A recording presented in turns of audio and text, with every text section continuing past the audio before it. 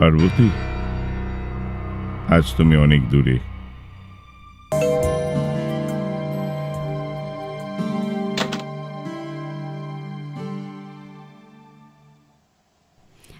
এটা কি শিবনাথ বাবুর বাড়ি? আপনি কি শিবনাথ বাবু?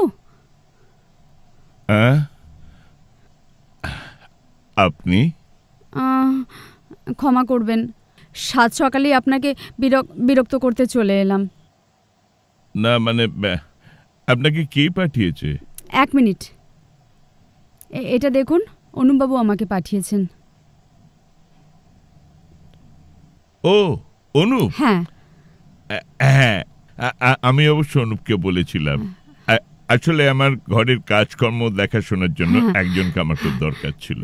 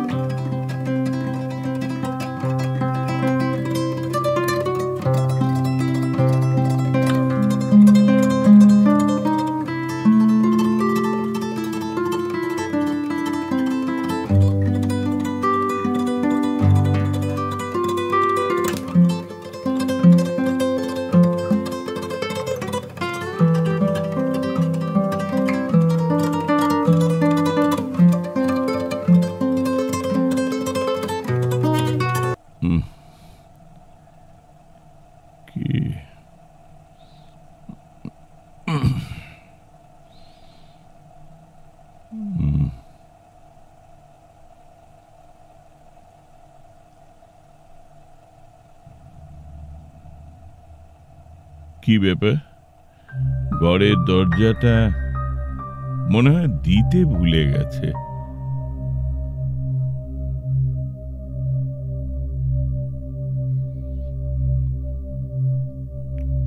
ওর শরীরটা খুব খারাপ, মনে হয় ডাক্তারকে ডাকতে হবে।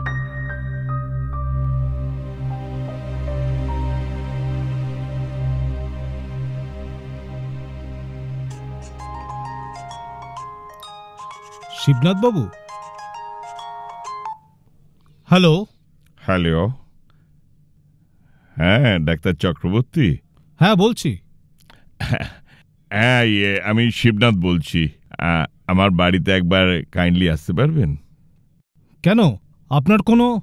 না না, আমার শরীর খারাপ নয়, আসলে আমার বাড়িতে ওই মানে যিনি নতুন এসেছেন আর কি, ওর খুব শরীরটা খারাপ। কাইন্ডলি যদি একবার আসেন তাহলে খুব ভালো হয়। আচ্ছা আচ্ছা, ঠিক আছে, আমি এক্ষুনি আসছি। থ্যাংক ইউ, থ্যাংক ইউ, অজস্র ধন্যবাদ।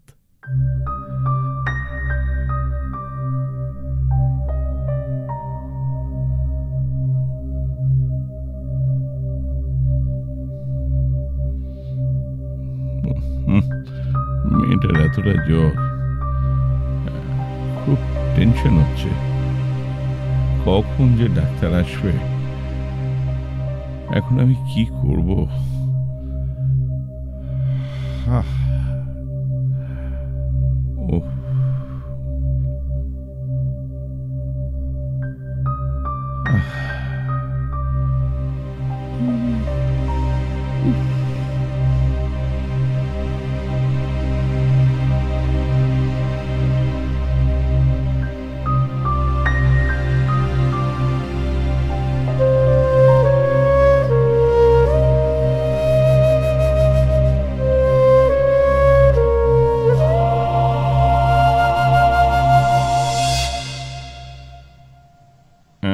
ডাক্তারবাবু, আপনি কি দেখলেন? হ্যাঁ, জ্বরটা 102 আর প্রেশারটা একটু কম আছে।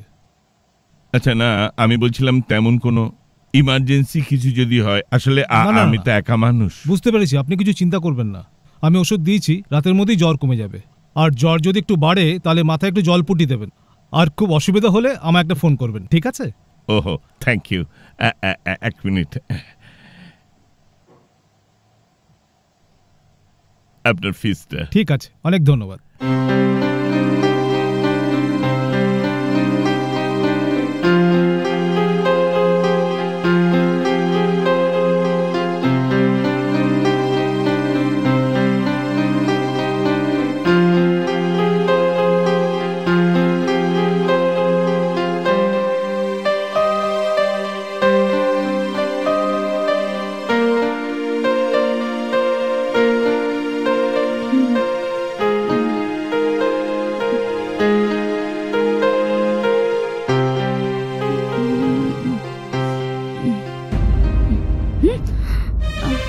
কি স্যার,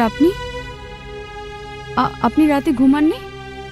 যে মানুষটা সারা রাত এত যন্ত্রণায় কষ্ট পাচ্ছে, আমি সেখানে ঘুমোতে পারি বলো? না না স্যার, আপনি কি রেস্ট নিন, আমি আপনার জলখাবারটা করে নিয়ে আসছি। না, আজকে তুমি কিচ্ছু রান্না বান্না করবে না, আজকে তুমি কমপ্লিট রেস্ট নেবে।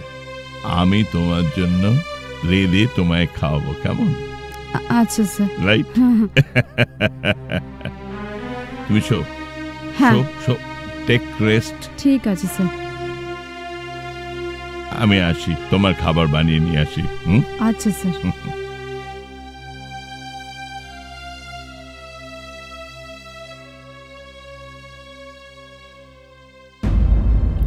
কি ব্যাপার, সারা রাত্রি ধরে এই ভদ্রলোক আমার গায়ে মাথায় হাত বুলিয়েছে।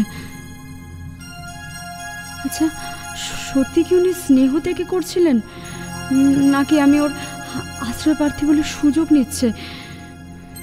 কি জানি আমি মানুষটাকে না ঠিক চিনতে পারছি না। কি চায় ও?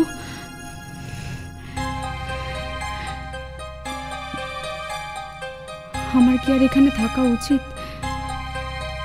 প্রদীপকে আমি কি বলবো? প্রদীপ যদি জানতে পারে, কি ভাববে ও?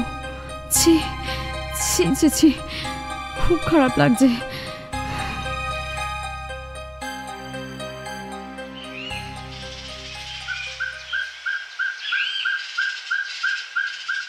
বাপ্পা। হ্যাঁ স্যার, আসছি স্যার। এদিকে আয়, শোন, তাড়াতাড়ি শোন। কি স্যার? সকালে আমি তোকে টাকা দিয়েছিলাম, তোর কাছে ব্যালেন্সটা আছে। দিদির খুব জ্বর। আচ্ছা, তুই এক কাজ কর, তুই বাজারে গিয়ে বেশ একটু ভালো ফল টল কিনবি, কেমন?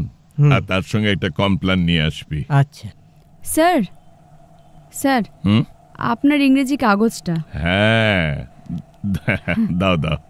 এই শোনো গৌরী। হ্যাঁ, এখানে বসো না, বসো। আচ্ছা স্যার। বসো। শোনো, কদিন ধরে তোমাকে একটা কথা জিজ্ঞেস করব ভাবছি, জানো, কিন্তু কিছুতেই আমি বলে উঠতে পারছি না। কি কথা স্যার, বলুন না। তুমি সত্যি করে বলো তো, তুমি কি কাউকে ভালোবাসো? হ্যাঁ স্যার, আমি একজনকে ভালোবাসি, কিন্তু জানি না স্যার আমাদের ভালোবাসাটা অপূর্ণই থেকে যাবে কিনা। কেন? আমার মা ছোটবেলায় মারা গেছেন। মা মারা যাওয়ার পর বাবা ভবঘুরের মতো কোথায় যে হারিয়ে গেল, বেঁচে আছে কিনা তাও জানি না। আর আমি কোথায় গরিবের মেয়ে আর ও বড় লোক। শোনো গৌরী, আমি গরিব বড় লোক জাত পাত এসব কখনো বিশ্বাস করি না। আমি কালকে ছেলেটাকে ডাকছি, আমি চাই সামনাসামনি কথা হোক, কেমন? ঠিক আছে স্যার।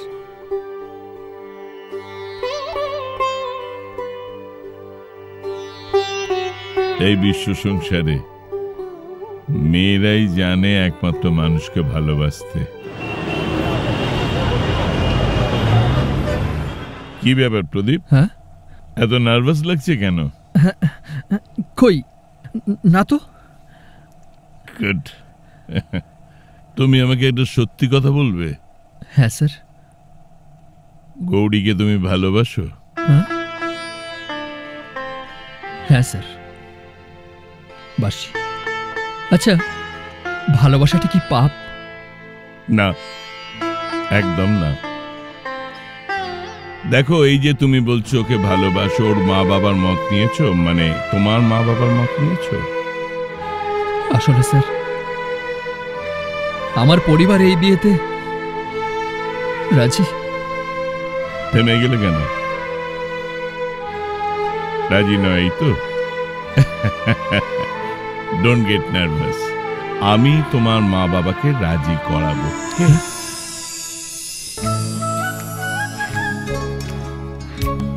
শোনো, আমার জীবনটা এলোমেলো হয়ে গেছে, এখন তোমার শেষ।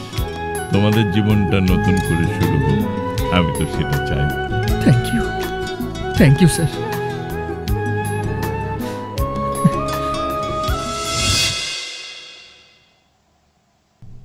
গৌরীকে আমি কি ভালোবেসে ফেলেছি?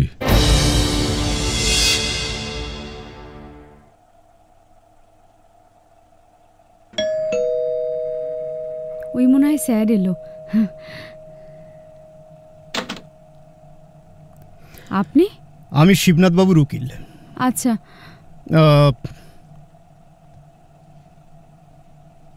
এই দলিলটা আপনার জন্য, দেখুন। দলিল? এ কি আছে এতে? পড়লেই বুঝতে পারবেন। পড়লেই? এই প্রপার্টির 50% আপনার। আমার? কেন? এই চিঠিটা দেখুন, তাহলে বুঝতে পারবেন। চিঠি? চিঠি? তাহলে আমি আসছি। হ্যাঁ, ঠিক আছে।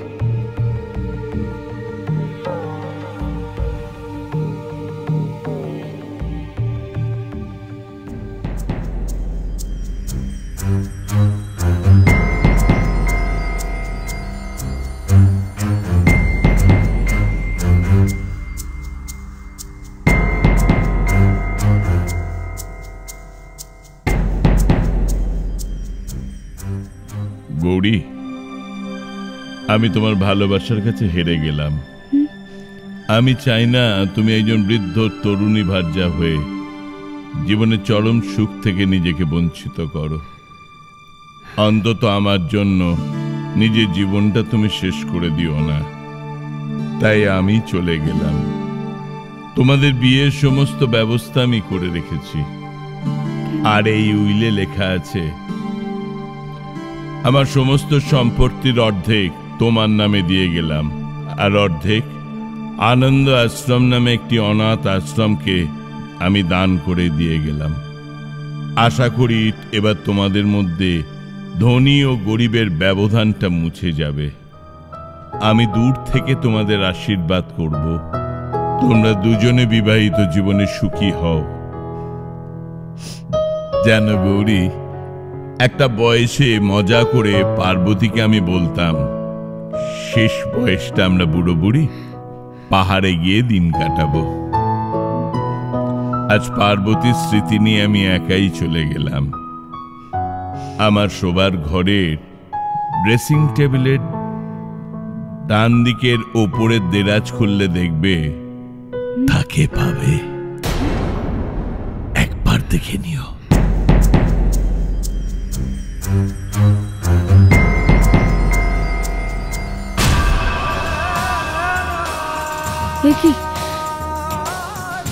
একদম আমার মতো।